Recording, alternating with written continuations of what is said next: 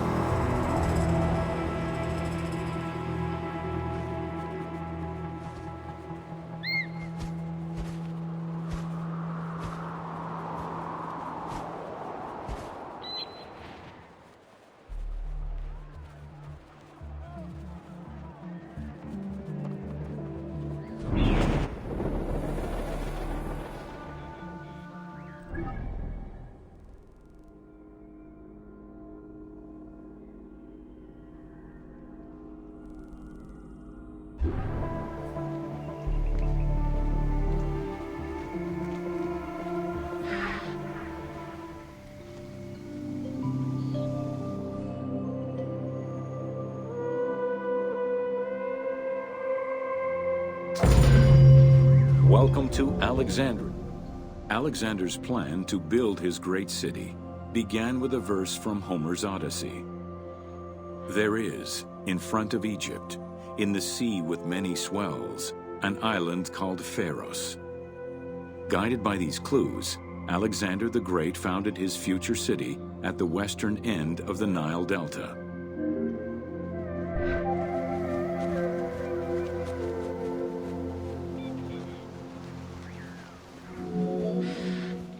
Though Alexander considered this location ideal for his great city, it presented considerable challenges.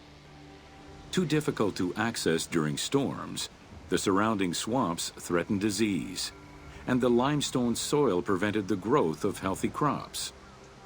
However, due to the influence of his mentor Aristotle, Alexander the Great recognized that the true value was its strategic emplacement. Alexander knew that in controlling Pelusium to the east, Memphis to the south, and his crowning glory Alexandria to the west, he would create a triangular stronghold, allowing him to control the entire delta while giving him access to the Mediterranean.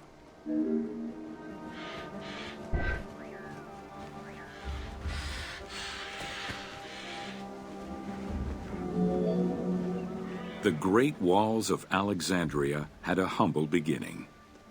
Lacking chalk to outline the future city's foundations, architects were forced to use flour instead. Clouds of migrating birds swept down and ate the flour, erasing the plans. This prompted Alexander to seek guidance from the oracles, who reassured him that his future city was destined to feed a large population.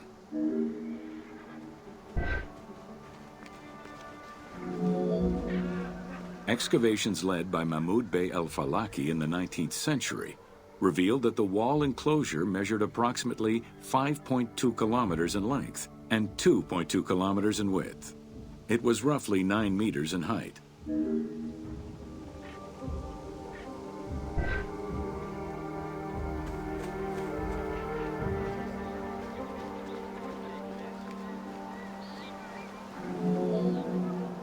These formidable ancient walls would resist a number of attacks, including fending off the king of Syria in 169 BCE.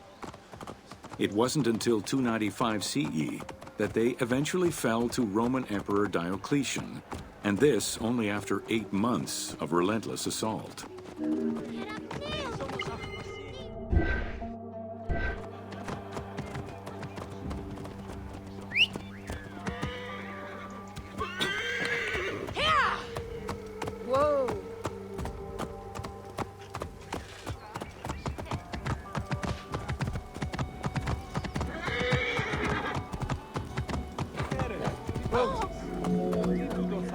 Alexandria's principal architect, Dinocrates, chose a Hippodamian grid plan. The grid maximized functionality, with wide, straight roads and canals running beneath them. Alexander recognized the military value of the city's design. The wide, parallel streets gave him optimal surveillance of the city, while allowing the unobstructed flow of troops. Whoa. A central corridor ran from the Mediterranean's north port down to Lake Mareotis to the south.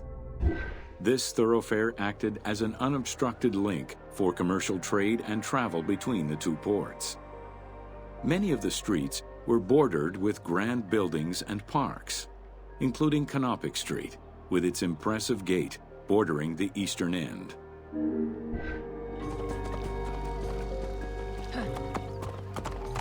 Whoa. Alexandria was most likely built upon an already existing Egyptian village. Upon its completion, the Egyptians reviled the city, refusing to call it by its founder's name. Instead, they called it Raked, the building, as a mark of disdain, which was later Hellenized into Rakotis. Despite this, the name Alexandria would remain.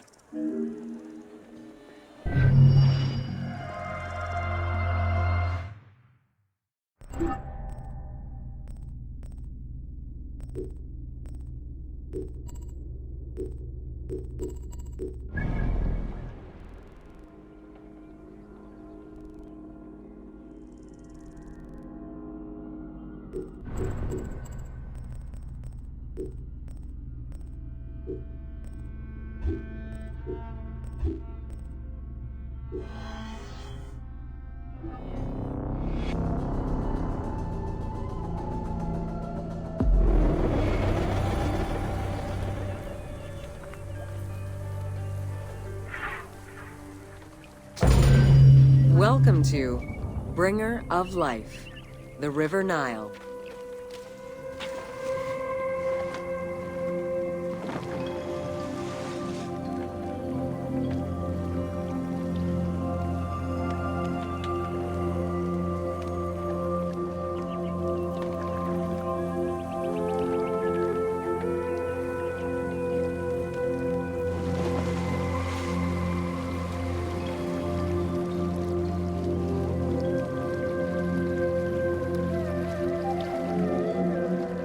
The ancient Egyptians called the dark fertile soil of the Nile the Black Lands, and the surrounding desert was referred to as the Red Lands. The dramatic difference of productive land opposed to barren desert had a deep influence on cultural ideology, mythology, and religion.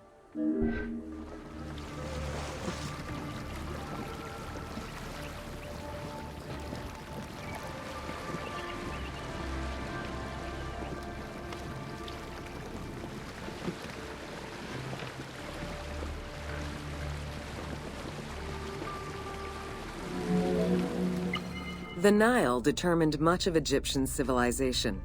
For example, the seasonal cycle of the Nile was so consistent that ancient Egyptians created their calendar around it. The flood season, or Akhet, was when the departing floodwaters left arable soil for crops. It was followed by the growing and harvesting seasons, known as Peret and Shemu. These regular seasons, along with abundant wildlife and rich soil, meant that Egypt's denizens were able to nourish themselves and ensure their country's strength in trade.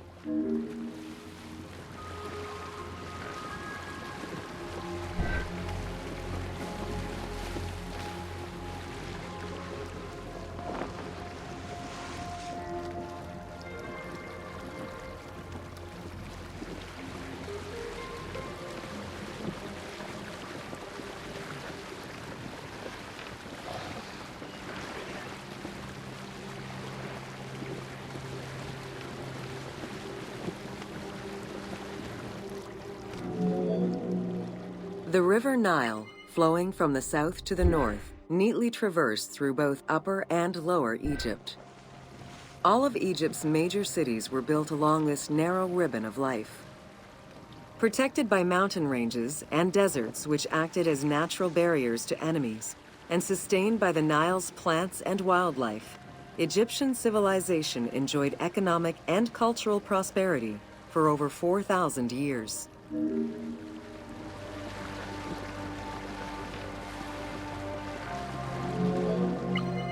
Both ancient Egyptians and ancient Greeks referred to the Nile as the river in their respective languages. Stretching a distance of over 6,700 kilometers, the Nile is one of the longest rivers in the world. It flows south to north, spanning 11 countries. The River Nile originates in the region of the Great Subequatorial Lakes, including one of the largest in the world, Lake Victoria near Tanzania.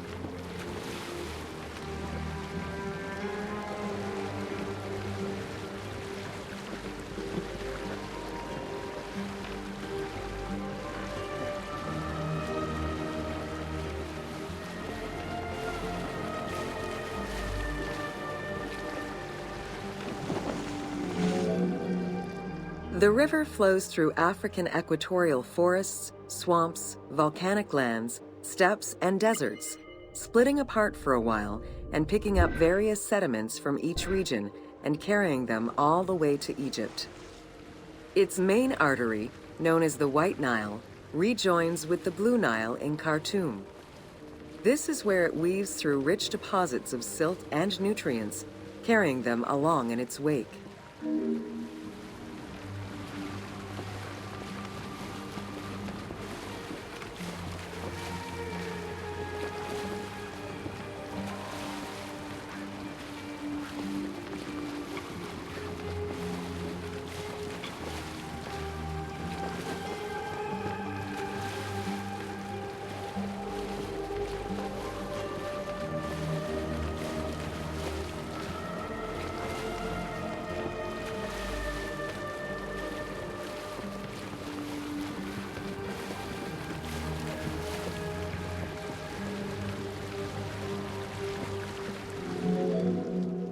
The Nile crosses 6 cataracts from the south to the north, creating natural obstacles between the various sections of the river.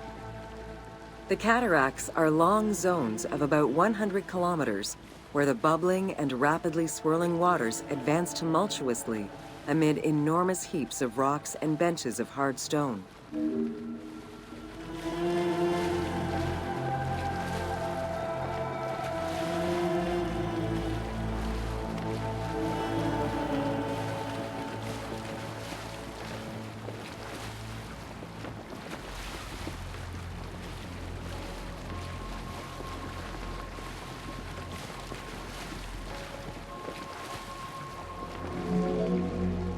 It is after crossing Nubia and the first cataract that the river officially returns to Egypt in Aswan.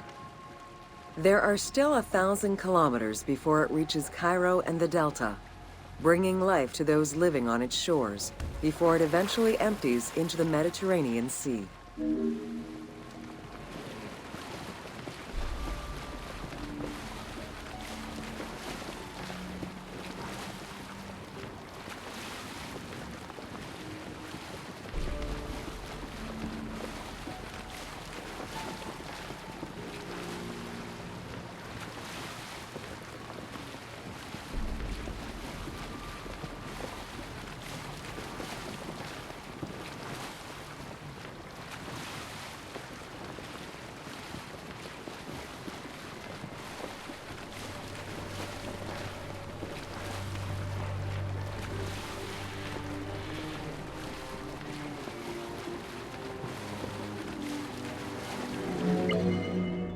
Ancient Egyptian irrigation and water use was centered around the Nile.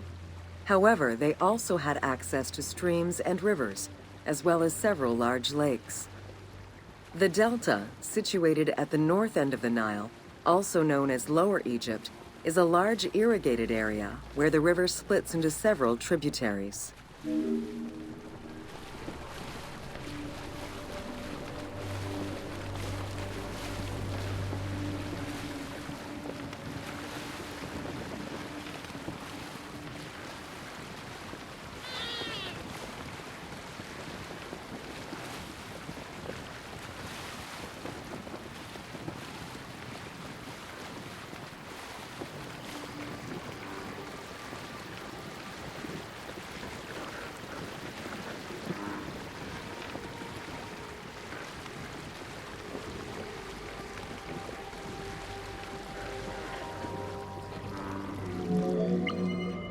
The delta had several major brackish coastal lakes, bodies of water separated from the sea by thin strips of land.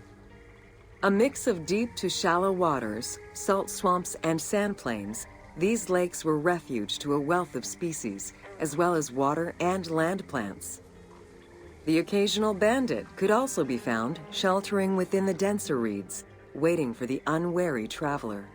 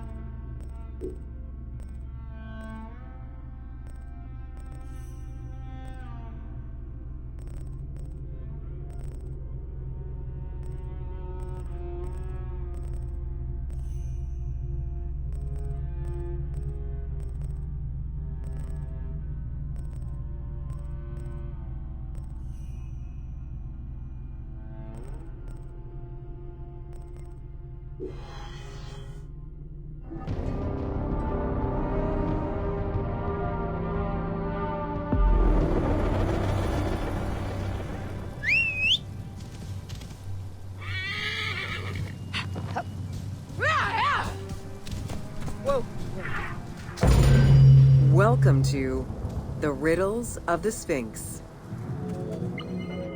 A sphinx was originally meant to be a personification of the king. The human head, wearing pharaonic regalia, was fused with the body of a lion, thus sharing the qualities the powerful animal possessed, namely its power, the swiftness of its attack, and its majestic authority. By these very virtues, it was also considered a symbol of protection. Unsurprisingly, statues of sphinxes could be found along the dromas, protectors of the path taken by the gods to reach the temples.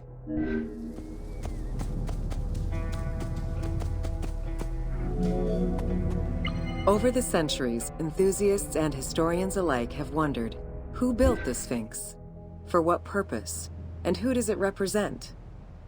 These questions remain unanswered. Several theories do exist, however, some more credible than others. One theory supposes that Jetafre chose to pay homage to his father Khufu by building the Great Sphinx of Giza. The stone temple on the eastern face of the Sphinx would have been added later on by his brother and successor, Khafre, in order to strengthen the divine worship of their father. It would be the first Egyptian temple oriented with the sun. Whoa. Another theory suggests that the Sphinx was built by Khafre and was meant to represent him. The arguments to support this hypothesis are based on the fact that the limestone beds used for the... While ancient Egypt as a whole leaves a rather monochrome vision of its monuments and statuary, it is vital to understand that in ancient times, absolutely everything was painted. The sun eating away at the pigments of the colors. Red had a strong symbolism in ancient Egypt. It was both the color of life and the color of death. It could represent the sands of the desert. Dating from the 4th dynasty, approximately 2600 to 2500 BCE, the Great Sphinx of Giza is the oldest and largest sphinx that we know of. Carved from a natural limestone outcrop, the Sphinx measures 19.8 meters in height, 73.2 meters in length. In order to bring polish to the imposing monument, several blocks of limestone were added after the initial construction phase. Since then, there have been numerous attempts at preservation. The polish present in the game integrates some aspects of modern restoration attempts. The team made this choice to present a more iconic version. The Sphinx as a whole was carved in situ from a natural stone promontory. Its head was built in a limestone peak of the Mukattam Plate, and the body was sculpted in the underlying rock layer where it is located. The natural bedrock is seen through the oblique natural strata of the Sphinx's body that are similar to the surrounding limestone. Since antiquity, people have always believed there was a hidden tomb deep within the Sphinx.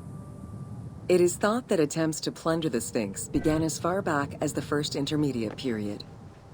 Since then, numerous attempts to pierce the Sphinx's secrets have been carried out, leaving indelible scars upon the monument.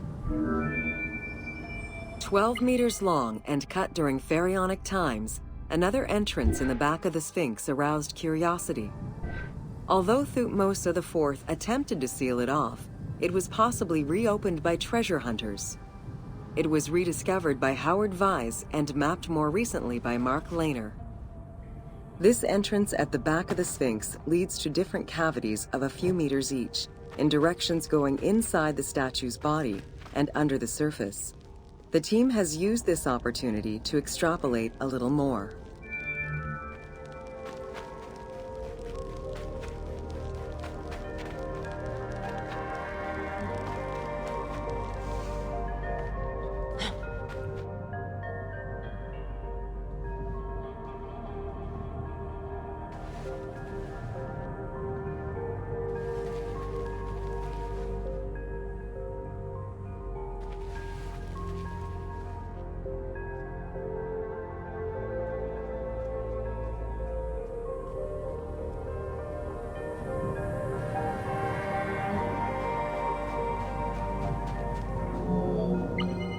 While there have been no major discoveries pertaining to the Sphinx of Giza in recent years, theories and hypotheses continue to emerge. Without validation provided by archaeological sources, however, they remain unsubstantiated. The first of the main theories as to the Sphinx of Giza's meaning posits that the Sphinx was originally a massive representation of the god Anubis.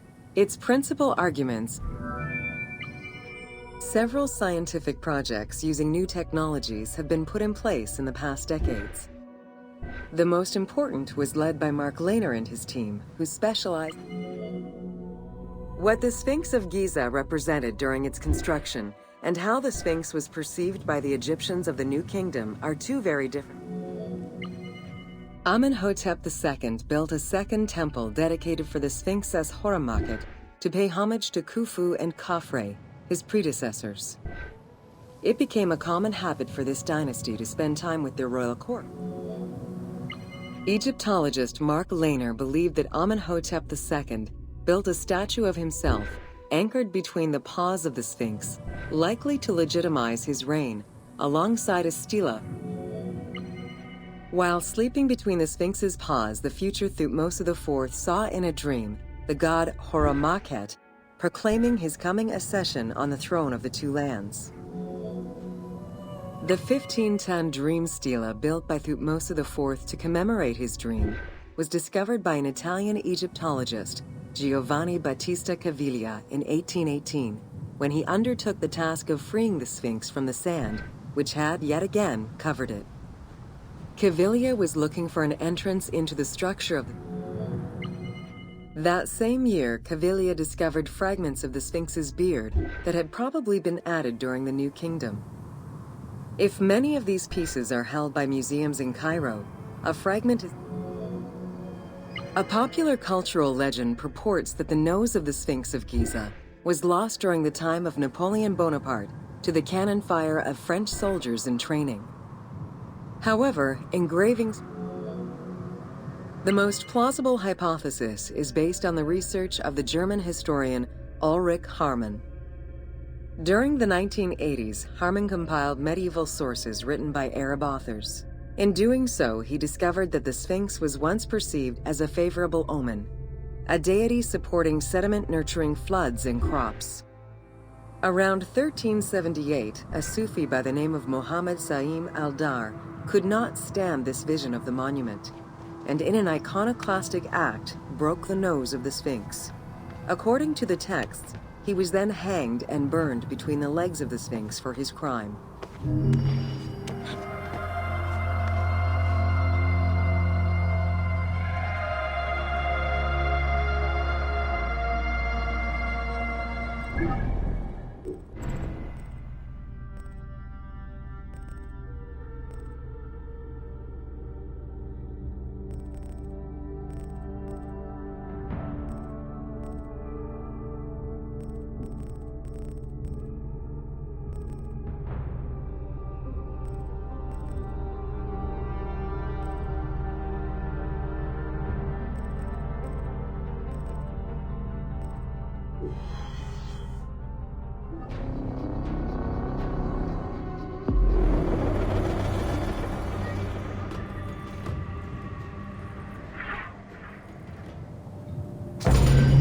Welcome to Secrets of the Great Pyramid.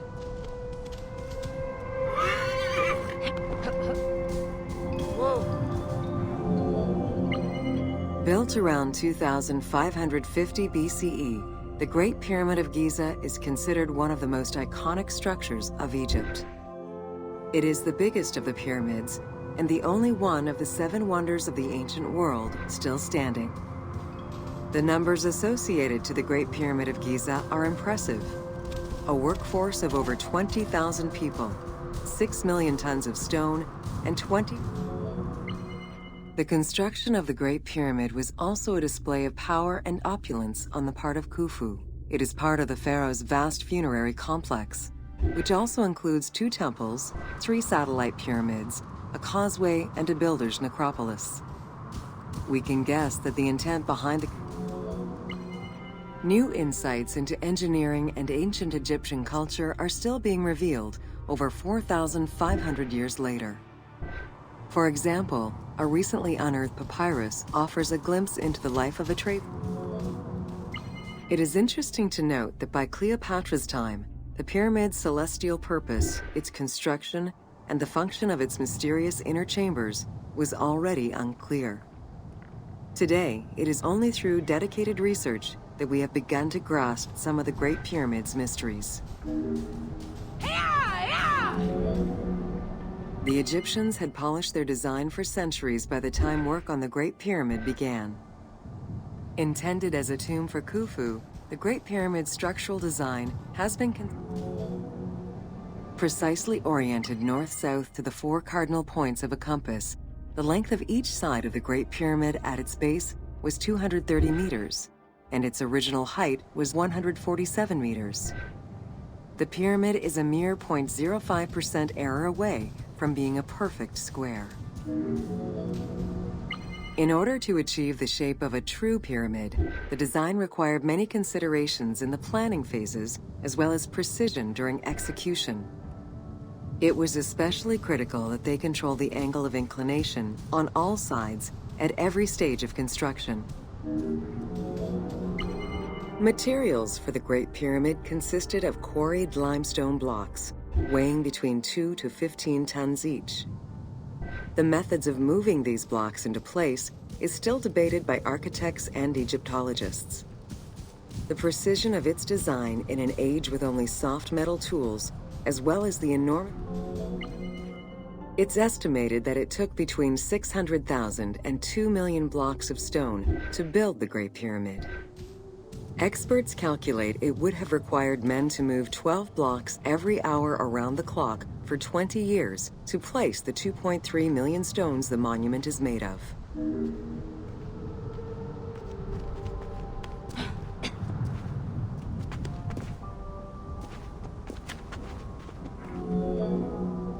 While the interior chambers were built with red granite from Aswan, most of the pyramid was made from local limestone, weighing between 2 to 15 tons per block.